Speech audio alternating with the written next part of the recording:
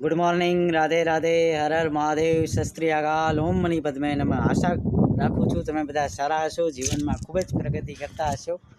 હવે જીવનમાં જે કાંઈ થઈ રહ્યું છે એ પહેલેથી જ નિર્ધારિત હોય છે, એટલા માટે એનો શોખ ના કરવો જોઈએ।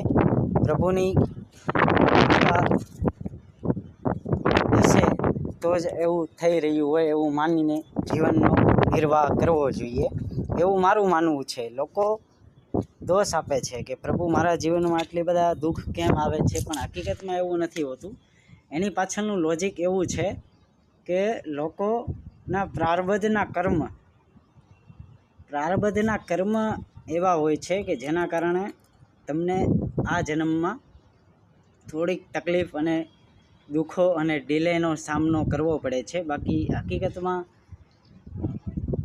ઈશ્વરની ભક્તિ તમે કરો તો તમને સંકટમાંથી મુક્તિ અવશ્ય મળે।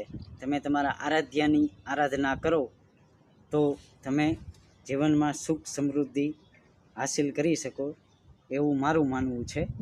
માટે વ્યવહારિક જીવન અને સ્પિરિચ્યુઅલ જીવન, આધ્યાત્મિક જીવન વચ્ચે સંતુલન જાળવવું જરૂરી છે।